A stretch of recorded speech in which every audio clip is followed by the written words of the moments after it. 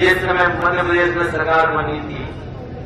हमारे साथियों को याद होगा कि जिस समय मध्य प्रदेश की सरकार बनने का और समर्थन जुटाने का काम चल रहा था, लोग ढूंढ रहे थे कि विधायक कहां हैं, जिस पार्टी को सबसे ज्यादा समर्थन मिलेगा उसी की सरकार बनेगी।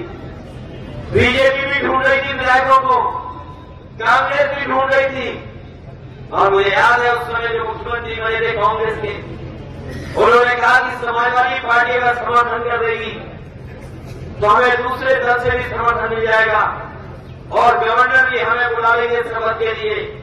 मुझे याद है वो दिन सबसे पहले समाजवादी पार्टी ने अपने इकलौते विधायक का समर्थन दिया, उसके बाद दूसरे दल का समर्थन मिला और उसके बाद गवर्नर ने बुला करके कांग्रेस की सरकार मध्य प्रदेश में बनाने का मौका दिया।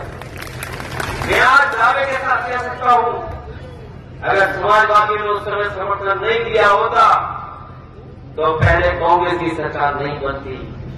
अगर किसी ने समर्थन देकर के कांग्रेस पार्टी की सरकार बनाई थी तो वो समाजवादी पार्टी का इकलौता विधायक था जिसने समर्थन किया, तो उसके बाद कांग्रेस पार्टी की सरकार बनी। लेकिन ऐसा खेल तो देश में नहीं खेला गया होगा।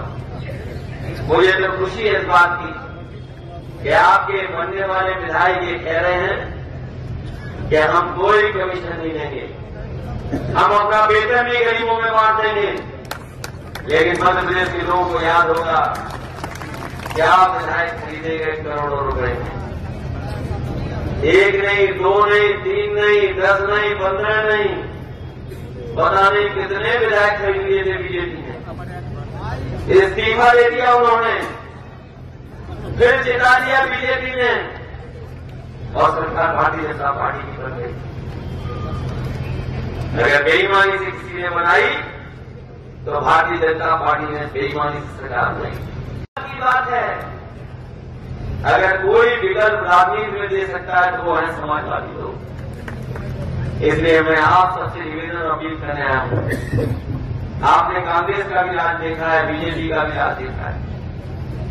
जिन लोगों ने कांग्रेस की सरकार देखी होगी उन्हें भी याद होगा कि कांग्रेस ने क्या काम किया। आज जो गरीबी, बेरोजगारी या बड़े पैमाने में महंगाई दिखाई दे रही है, कहीं न कहीं कांग्रेस भी दोषी है, क्योंकि जो फैसले उन्होंने लिए उस समय अगर हमारा प्रदेश और देश खुशहाल हो जाता तो शायद हमारे लोगों को इतना सामना नहीं करना पड़ता चीजों का। जब से भारतीय जनता पार्टी आई है केवल उद्योगपतियों की मदद कर रही है, गरीबों को लूट करके, गरीबों का पैसा लेकर के अगर कोई मदद कर रहा है उद्योगपति अमीरों की तो वो है भारतीय जनता पार्टी।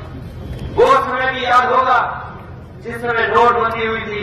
अखिलेश यादव जिंदाबाद, जिंदाबाद, अखिलेश यादव जिंदाबाद, जिंदाबाद, अखिलेश यादव जिंदाबाद, जिंदाबाद, अखिलेश यादव जिंदाबाद, जिंदाबाद, समाजवादी पार्टी जिंदाबाद, जिंदाबाद, समाजवादी पार्टी जिंदाबाद, जिंदाबाद, अखिलेश यादव जिंदाबाद, जिंदाबाद, अखिलेश यादव जिंदाबाद, जिंदाबाद, जिंदाबाद, अखिलेश यादव जिंदाबाद, जिंदाबाद, अखिलेश यादव जिंदाबाद, जिंदाबाद, जिंदाबाद, भारत की अखिलेश यादव जिंदाबाद, भारत की मजबूरी है, भारत की मजबूरी है, भारत की मजबूरी है। अखिलेश यादव जिंदाबाद, डॉक्टर यादव जिंदाबाद। पूरी दुनिया का सफर से सो नहीं सकता, अरे जमाने भर की दौलत को सर पे ढो नहीं सकता। एक पतंग के लूटने वाले अखिलेश यादव जिंदाबाद। लीजिए हमारे रमेश सिंह पटेल साहब जो मध्य प्रदेश के हमारे अध्यक्ष हैं, माननीय पटेल साहब, लीजिए स्वागत।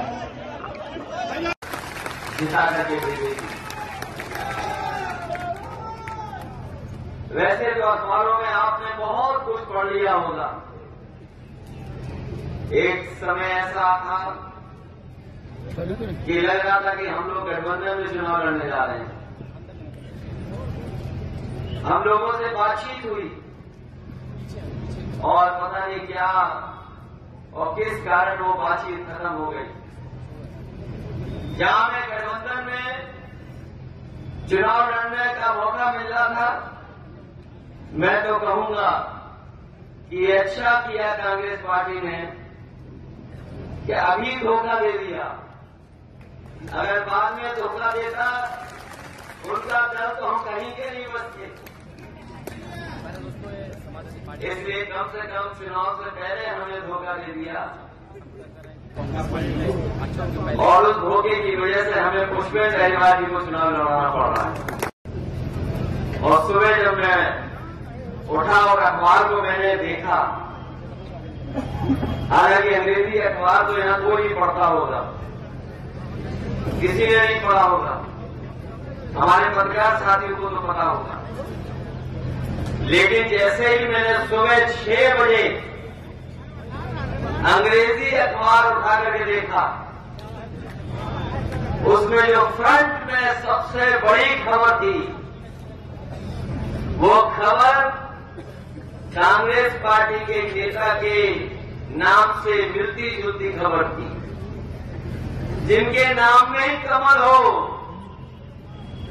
जिनके नाम में ही कमल हो, तो उससे क्या उम्मीद कर सकते हो आप? और हम तो कहेंगे पत्रकार साथियों एक बात पढ़ना अंग्रेजी का, जो कभी इंटरव्यू दिया है और इंटरव्यू में जो छपा है,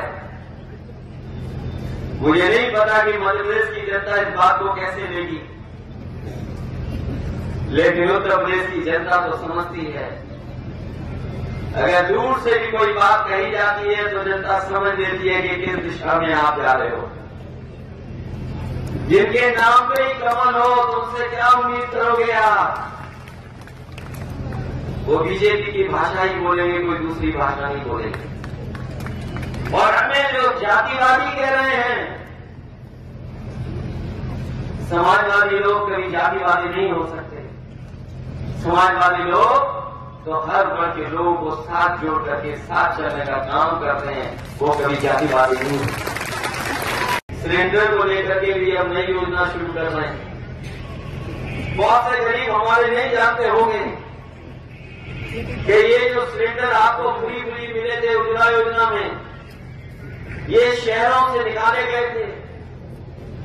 जब शहरों से निकल गए तो आगे कहां भेजे जाएं, तो बीजेपी ने गांव में गरीबों को ये सिलेंडर देने का काम किया। आज बताओ, अगर चुनाव नहीं होता तो क्या ये लोग सस्ता कर देते? आज जो नारे लग रहे हैं वो इसीलिए लग रहे हैं कि हमें वोट दे दो तो हम लोग आपको सिलेंडर सस्ता दे देंगे। और मैं आपको कह के जा रहा हूं, ये जैसे ही सरकार बना लेंगे, कहीं न कहीं से ऐसा हिसाब किताब बनाएंगे कि आपकी जेब से पैसा निकलवा देंगे। बताओ, डीजल पेट्रोल महंगा है कि नहीं है? अगर मोटरसाइकिल चलाते होगे तो बताओ महंगा पैसा देना पड़ रहा है कि नहीं देना पड़ रहा? डीजल महंगा हो गया कि नहीं हो गया? पेट्रोल महंगा है कि नहीं है? और सुना है कि बिजली तो उत्तर प्रदेश से भी महंगी आ रही है मध्य प्रदेश में। जो हमारे बिजली बिल देना पड़ रहा होगा, बताओ कितना देना पड़ रहा है? और हम तो आपको बताते हैं कि उत्तर प्रदेश में समाजवादी सरकार थी तो हमारे किसानों की सिंचाई माफ थी, एक भी पैसा किसानों को नहीं देना पड़ता था। हम आपको भरोसा दिलाते हैं, अगर बीमा की किस्त को भी देना पड़ा तो सरकार के खजाने से देंगे और अपने किसानों के नुकसान की पूरी भरपाई करेंगे।